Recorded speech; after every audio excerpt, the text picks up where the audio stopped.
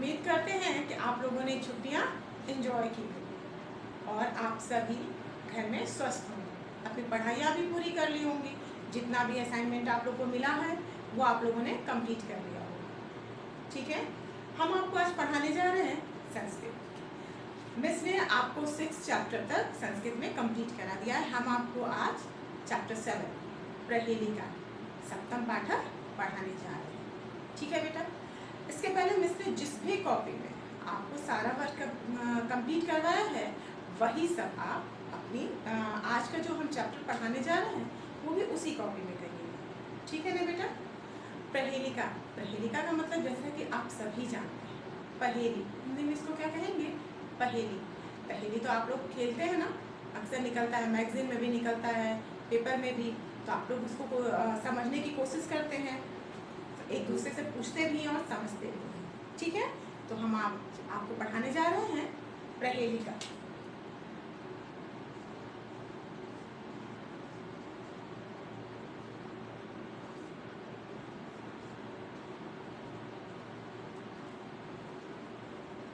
प्रहेलिका ये कौन सा पाठ है बेटा? चैप्टर 7। ठीक है, जो कुछ भी आप लोगों ने कंप्लीट कर लिया है उसके आगे आज की डेट डाल के आप इसको कंप्लीट करेंगे। ठीक है, तो चलिए बुक निकालिए सामने, स्टार्ट करते हैं प्रहेलिका। तो अब हम शुरू करें बेटा प्रहेलिका। प्रहेलिका का मतलब मैंने अभी आपको बताया कि प्रहेलिका मतलब होता है पहेली। पहेली तो आप लोग घरों में भी खेलते हैं ना, कभी कभी मैगजीन्स में निकलते हैं या पेपर में निकलते हैं, बूझो तो जाने। बहुत सारे ऐसे आप लोग एक दूसरे फ्रेंड्स के साथ खेलते हैं ना कि हम ये बता रहे हैं, इसका आंसर बताओ, होता है ना। तो वही है पहेली। प्रहेलिका का मतलब होता है पहेली। और लेसन बेटा, ये संस्कृत सब्जेक्ट है तो आपको हर वर्ड, सब्जेक्ट कोई भी हो, एक एक चीज़ बिना समझे अगर आप पढ़ते हैं तो वो चीज़ें क्लियर नहीं होती हैं। इसलिए इसमें एक एक वर्ड को ध्यान से सुनिएगा, नहीं समझ में आता है तो पूछ लीजिएगा, लेकिन एक एक वर्ड को अच्छे से पढ़ने की और समझने की कोशिश करिएगा। मेरे पढ़ने और समझाने के बाद भी आप इसे खुद रीड करेंगे, उसे फिर उसका वर्ड मीनिंग देखेंगे। जो वर्ड मीनिंग में प्रॉब्लम होती है आप हमसे पूछेंगे, तभी किसी चैप्टर से फिर आगे बढ़िएगा। ठीक है ना बेटा। तो आइए चलिए हम इसको शुरू करते हैं। कह रहा है दंतहीन शिलाभक्षी निर्जीवो बहुभाष्क गुणस्युति समृद्धोपि परपादेन गच्छति। दंतहीन, दंत मतलब दांत, हीन मतलब बिना, दांत के बिना। शिला भक्षी, शिला मतलब पत्थर, भक्षी मतलब भक्षण करने वाला। निर्जीवो, निर्जीव का मतलब आप जानते हैं ना बेटा, जैसे निर्जीव और सजीव, नॉन लिविंग। बहुभाष्क, बहु मतलब बहुत, भाष्क मतलब बोलने वाला। गुणस्यूत, गुणस्यूत का मतलब होता है रस्सी या धागे से सिला हुआ। समृद्धोपि, समृद्ध प्लस अपि, समृद्धोपि मतलब समृद्ध है अर्थात धनवान है, फिर भी, अपि मतलब भी। पर पादेन, पर मतलब दूसरों के, पादेन मतलब पैरों से, दूसरों के पैरों से, गच्छति चलता है। ठीक है, हमने एक एक वर्ड की मीनिंग आपको बता दी। ठीक है बेटा। कह रहा है कि यह इसके क्या है? दंतहीना अर्थात ये दांत के बिना है। शिलाभक्षी, फिर भी क्या करता है? ये दांत नहीं है इसके, फिर भी ये क्या खाता है? पत्थरों को खाता है। निर्जीवो, ये निर्जीव भी है। बहुभाष्क, ये निर्जीव है, नॉन लिविंग थिंग्स है, फिर भी क्या करता है? ये बहुत बोलता है। ठीक है, फिर भी ये बहुत बोलने वाला है। गुणस्यूत, गुणस्यूत मतलब सूत से अर्थात धागे से सिला हुआ है। समृद्धोपि, ये धनवान भी है, समृद्ध भी और धनवान भी है। पर पादेन, पर ये क्या करता है? ये दूसरों के पैरों से चलता है। सिंपल ढंग से आप ऐसे इसको समझ सकते हैं कि इसके दांत नहीं है, फिर भी ये पत्थर खाने वाला है। निर्जीव है, फिर भी यह बहुत बोलता है। सूत या धागे से सिला हुआ है। समृद्ध है, लेकिन यह दूसरों के पैरों से चलता है। बताइए क्या है? क्या हो सकता है बेटा ये? इसका आंसर होगा उपानह। उपानह मतलब जूता। जूते को देखा है आप लोगों ने? जूते में धागे से सिलाई की होती रहती है और ये बड़े बड़े किस में रखे होते हैं? बड़े बड़े शोकेस में रखे होते हैं। महंगे से महंगे भी आते हैं ना। इसीलिए इन सारे वर्ड को बनाया गया है ऐसा कि आप थोड़ा उसमें अपना दिमाग लगाएं।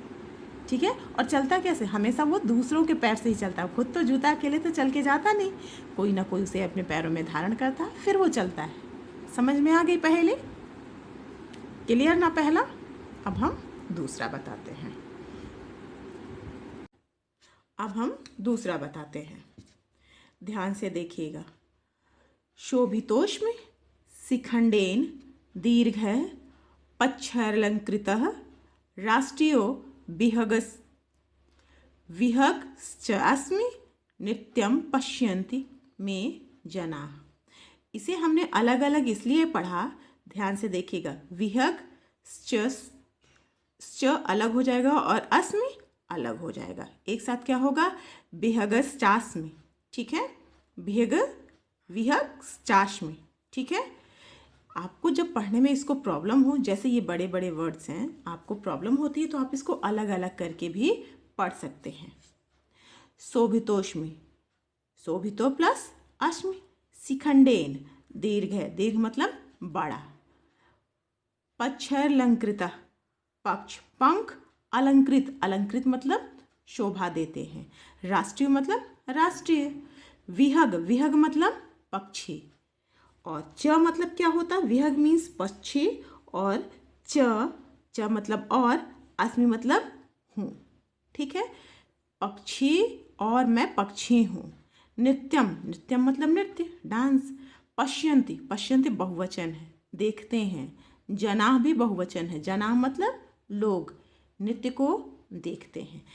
एक एक वर्ड क्लियर हो गया। अब हम आपको इसको एक साथ बताते हैं। शोभितोष्मि, शोभित होते हैं, कह रहा है मोर के पंख से सुसज्जित हूँ। किससे सुसज्जित है? मोर के शिखंडेन मतलब मोर पंख से। शिखंडेन मतलब मयूर पिच्छ होता है या फिर मोर के पंख से सुशोभित होता हूँ, अर्थात शोभा पाता हूँ या सुसज्जित हूँ। दीर्घ है मतलब बड़ा। पच्छलंकृतः मतलब पंखों से अलंकृत हूँ, अलंकृत मतलब सुशोभित हूँ। राष्ट्रीयो विहगश्चास्मि, राष्ट्रीय पक्षी हूँ। एक एक वर्ड मैंने अलग करके बताया ना बेटा, ऐसे। विहग, विहग, विहग मतलब पक्षी। ठीक है। दूसरा वर्ड इसमें क्या है? ध्यान से देखिए, इसमें दूसरा वर्ड क्या है? च है ना, च है। च मतलब होता है और, च मतलब और दूसरा और नेक्स्ट वर्ड क्या आया है? अस्मि। अस्मि, अस्मि का मतलब होता है हूँ। ठीक है, और पक्षी हूँ। इस पूरे वर्ड का मतलब क्या हो गया? विहगश्चास्मि। ठीक है। राष्ट्रीय विहगश्चास्मि नित्यम पश्यन्ति मे जना। कह रहा है कि मोर के पंख से सुसज्जित हूँ, विशाल पंखों से अलंकृत शोभा पा रहा हूँ, राष्ट्रीय पक्षी हूँ और राष्ट्रीय पक्षी हूँ। नित्यम पश्यन्ति मे जना, लोग मेरा नृत्य देखते हैं। ठीक है, क्लियर हो गया बेटा? ये कह रहा है, फिर एक बार इसको समझ लीजिए। मोर के पंख से सुसज्जित हूँ, विशाल पंखों से अलंकृत हूँ, अर्थात शोभा पा रहा हूँ। मैं राष्ट्रीय पक्षी भी हूँ, लोग मेरा नृत्य देखते हैं। ठीक है। अब आप बताइए क्या है ये? क्या है ये? इसका आंसर होगा मयूर। हमारा राष्ट्रीय पक्षी मोर ही है ना बेटा, तो क्या होगा इसका अर्थ? मयूर, मोर। ठीक है, हिंदी में मैंने बताया, लेकिन अगर संस्कृत में अगर इस तरह से आता है, पूछा जाता है, तो आप क्या लिखेंगे? मयूरः लिखेंगे। क्लियर? अगर कोई डाउट हो तो आप हमसे इस पूरे श्लोक में अगर कहीं मतलब प्रहेलिका में कहीं भी कोई एक वर्ड भी डाउट हो तो आप हमसे पूछ सकते हैं। ठीक है बेटा? सेकंड भी क्लियर हो गया ना बेटा। अब हम आपको तीसरी पहेली समझा रहे हैं। पठितो, ये वर्ड आप जो देख रहे हैं बुक सामने रख के आप पढ़ा करिए। इसको हम अलग अलग करके पढ़ेंगे। लिखा है न अस्मि अहम, ठीक है। न अस्मि अहम किंचित तथापि साक्षरो अस्मि अहम, ठीक है। साक्षरो अस्मि अहम। पाद विनिर्मयो गच्छामि कथयामि बिना मुखम। अब एक एक वर्ड को आसानी से समझिए। पठितो, पठितो मतलब पढ़ा लिखा। न अस्मि अहम, न मतलब नहीं, अस्मि मतलब हूँ, ठीक है। अहम मैं पढ़ा लिखा नहीं हूँ। किंचित जरा सा भी, मतलब वो जरा भी पढ़े लिखे नहीं है। तथापि फिर भी। साक्षरो अस्मि अहम, फिर भी मैं क्या हूँ, फिर भी मैं साक्षर हूँ, अर्थात अक्षर वाला हूँ। साक्षर और निरक्षर का मतलब आप लोग अच्छे से जानते होंगे। साक्षर अक्षर के साथ, निर मतलब बिना, निरक्षर मतलब बिना अक्षर के। मतलब जिसको अक्षरों का ज्ञान हो उसे साक्षर, और जिसे ना हो उसे कहते हैं निरक्षर, ठीक है। साक्षरो अस्मि अहम, कि मैं क्या हूँ, मैं साक्षर हूँ अर्थात अक्षर वाला हूँ। पाद विनिर्मय, पाद मतलब पैर, विनिर्मय मतलब बिना, मैं पैरों के बिना हूँ। इसको अलग अलग भी करके आप पढ़ सकते हैं, जैसे पाद बिना एव, ठीक है। पाद विनर एव, पैरों के बिना ही। गच्छामि, क्या कह रहा है, मैं पैरों के बिना भी चलता हूँ।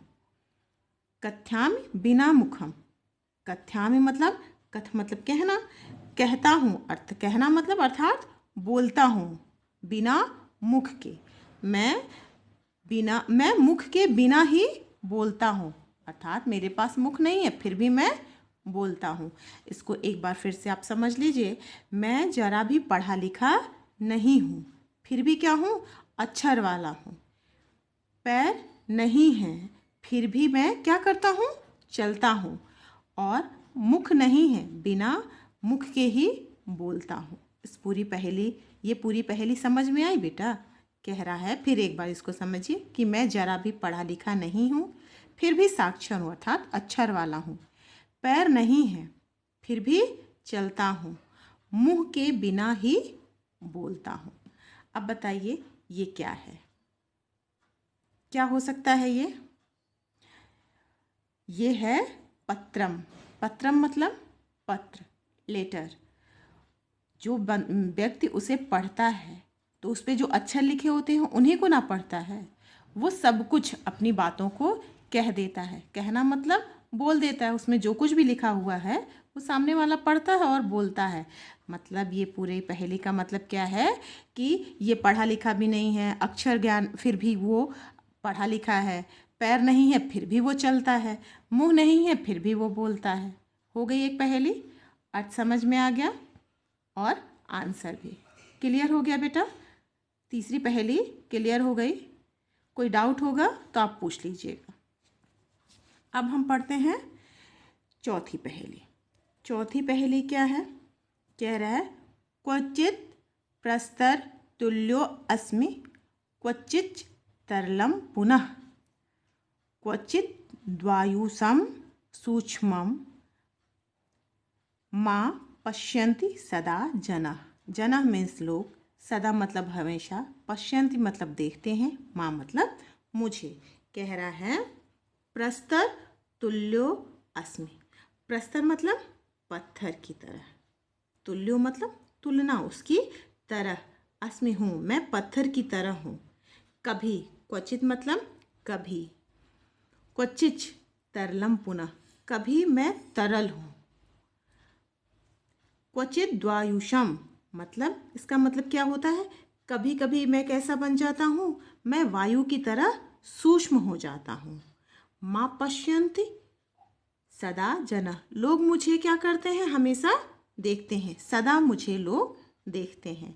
कभी मैं पत्थर की तरह कठोर हूँ, कभी मैं पत्थर की तरह कठोर हूँ, कभी तरल हूँ। कभी मैं पुनः तरल बन जाता हूँ और कभी वायु की भांति सूक्ष्म हो जाता हूँ, परंतु लोग मुझे क्या करते हैं, हमेशा देखते हैं। बताइए मैं कौन हूँ। ये पहली यही कह रही है ना कि कभी वो पत्थर की तरह सख्त है, कभी पानी की तरह, कभी तरल हो जाती है, कभी वायु की तरह एकदम सूक्ष्म हो जाती है और सभी लोग उन्हें देखते रहते हैं। बताइए क्या है, बता सकते हैं आप ये क्या है?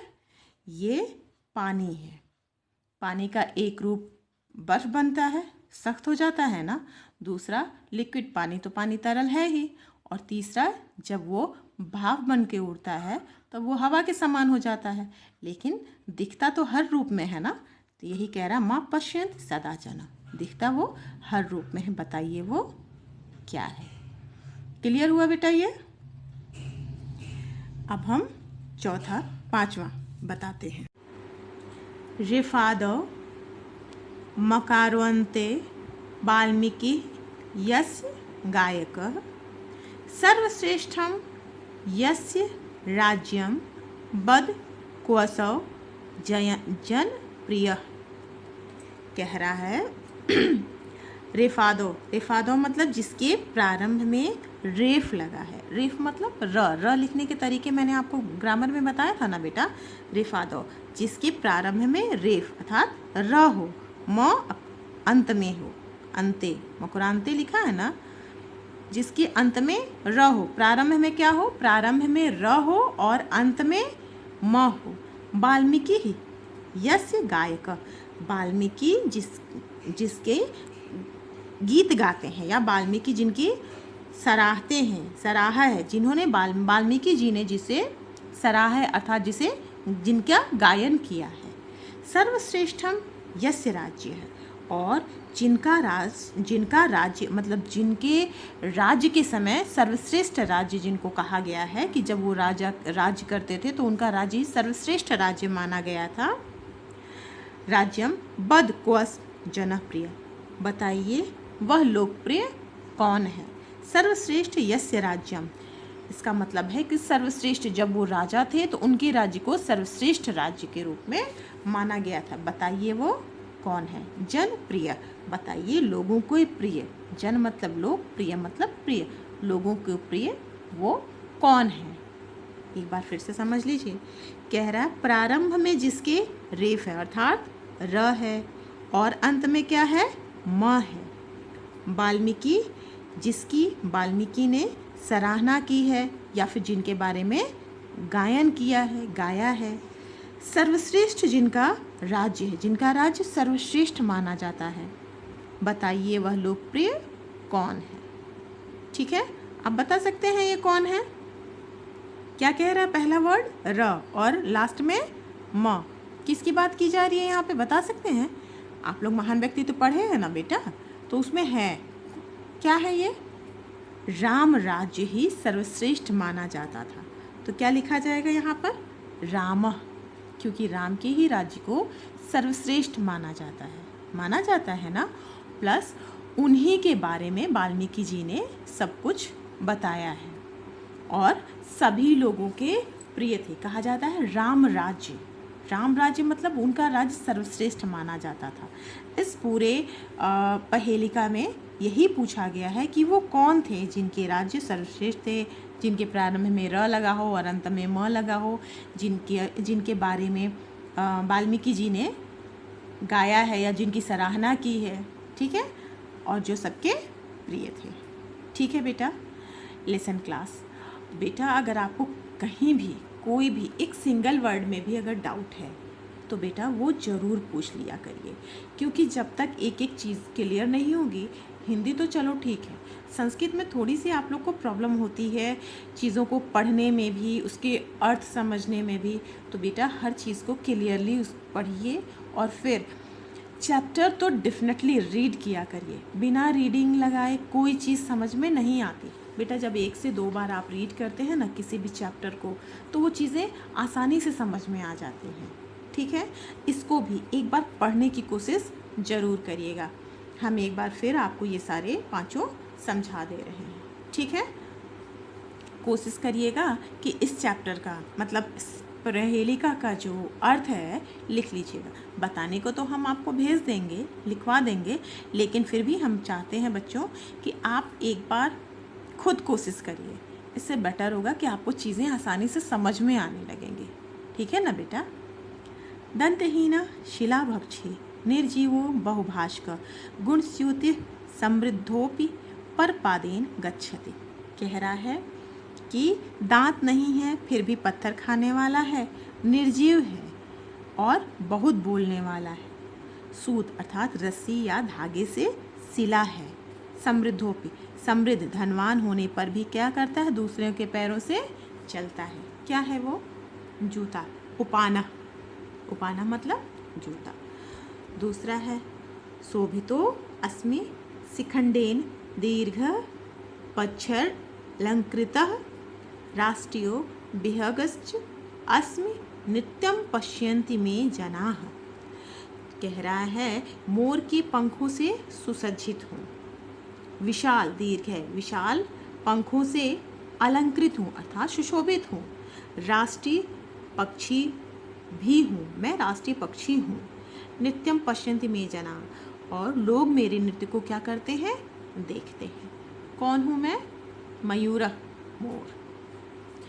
पठितो न अस्मि अहम किंचित तथा साक्षरोऽस्मि अहम पादयो विनिर्नैव गच्छामि कथयामि बिना मुखम।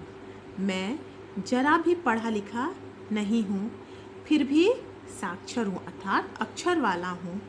पैर नहीं है फिर भी चलता हूँ। मुंह और मुंह के बिना भी बोलता हूँ, मुंह के बिना ही बोलता हूँ। बताओ कौन? क्या होगा? पत्रम, पत्र।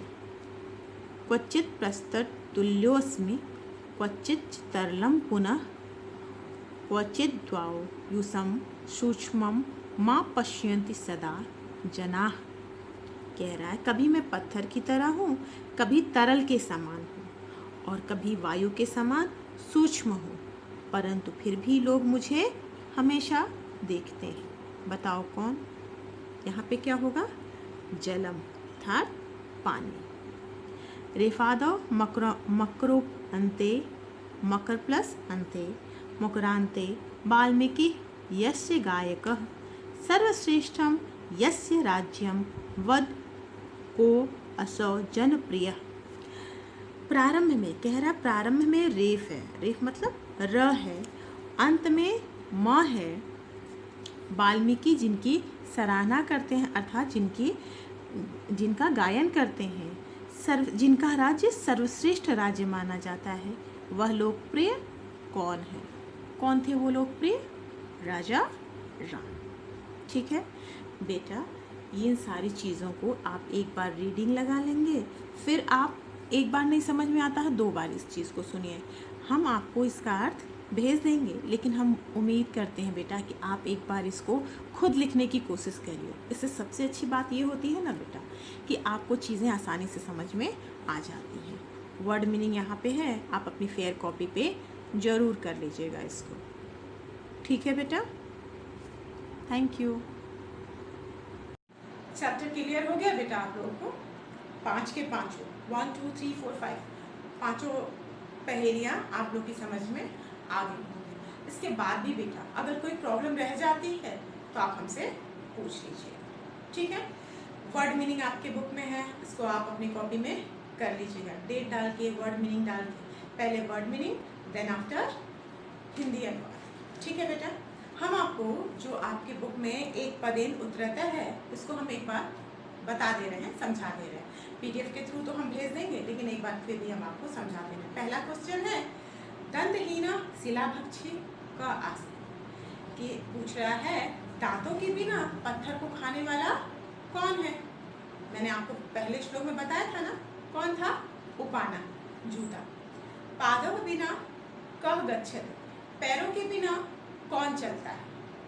ठीक है, कौन है? जूता है, जिसके पैर नहीं है लेकिन फिर भी वो चलता है। सॉरी, जूता नहीं, पत्र। ठीक है, राष्ट्रीय विहग कह अस्ति, कह रहा है राष्ट्र पक्षी कौन है? ये तो आप सभी जानते होंगे, मयूरः मोर। कस्य राज्यं सर्वश्रेष्ठम्? किसका राज्य सर्वश्रेष्ठ था? किसका राज्य सर्वश्रेष्ठ था? राजा राम। आप लिख सकते हैं राम। पाठे जलस्य कति रूपाणि वर्णितानि? कह रहा है पाठ में जल के कितने रूपों का वर्णन किया गया है? तो 3 रूप बताए गए हैं। कौन कौन से? ठोस, द्रव्य और वायु के रूप में बताया गया ना। तो आप क्या लिखेंगे? त्रीणि, 3 रूप होंगे। थर्ड क्वेश्चन है, बुक अगर आप लोगों ने खोला है, सामने रखा है, तो तीसरा क्वेश्चन आप देख लीजिए। फिलिंग द ब्लैंक्स है, इसमें आपको ऑप्शन भी दिया हुआ है। पहला है असत्य वचनम, इसमें क्या फिल करेंगे? न कथनीय, असत्य वचन नहीं बोलना चाहिए, नहीं कहना चाहिए। प्रतिदिनम दंत धावनम स्नानम च कुर्यात्, यहाँ पे क्या फिल करेंगे? च। जलम बिना जीवनम न संभवति, यहाँ पे हम वर्ड फिल करेंगे बिना, जल के बिना जीवन संभव नहीं है। स्वपाठम पुनः पठ, कह रहा है स्वपाठम, अपने पाठ को फिर से पढ़ें। ये आपके फिलिंग द ब्लैंक्स भी कह रहा है और हम भी कहते हैं, सारे टीचर्स कहते हैं कि आप अपने पाठों को हमेशा रिवाइज करते रहा करेंगे। फोर्थ क्वेश्चन है, पाठ्य प्रयुक्तानि लट लकारस्य क्रियापदानि लिखतम्। पूछ रहा है कि पाठ में जितने भी लट लकार क्रियापद प्रयुक्त हुए हैं, इस्तेमाल किए गए हैं, उनको आप चुनकर लिखना है। पहला दिया गच्छत्, दूसरा अस्मि, तीसरा होगा पश्यन्ति, जनाः पश्यन्ति है ना, और चौथा लिखेंगे गच्छामि और एक और लिखेंगे कथयामि। ठीक है, चौथा क्वेश्चन कंप्लीट हो गया बेटा। पांचवा है संधि विच्छेद। संधि विच्छेद मैंने आपको जब पहला श्लोक पढ़ाया था तभी हमने बताया था। पहला क्या है संधि विच्छेद में? क्वेश्चन नंबर 5 आप देख लीजिए। समृद्धोपि,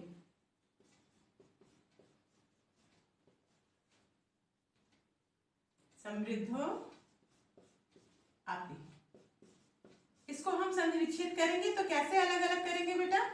लिखेंगे हम इसको समृद्ध, ध में ध लगाएंगे, समृद्ध, समृद्ध लिखेंगे। क्या लिखेंगे? समृद्ध, समृद्ध प्लस अपि, समृद्ध प्लस अपि। अपि मतलब क्या होता है बेटा? अपि मतलब होता है भी। दूसरा क्या है? दूसरा है शोभितोष्मी, शोभितोष्मी, शोभितोष्मी बुक में देखिए सेकंड है शोभितोष्मी। तो क्या लिखेंगे इसको? शोभितः प्लस अस्मि। ठीक है बेटा, क्या लिखेंगे? शोभितः प्लस अस्मि। समझ में आया ये? तीसरा है मकार, मकार प्लस अन्ते, मकारः प्लस अन्ते। ठीक है बेटा, और लास्ट क्या है? क्वचित,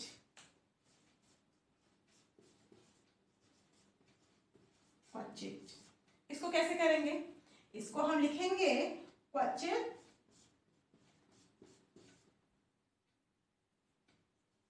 क्वचित में हलंत रहेगा प्लस च।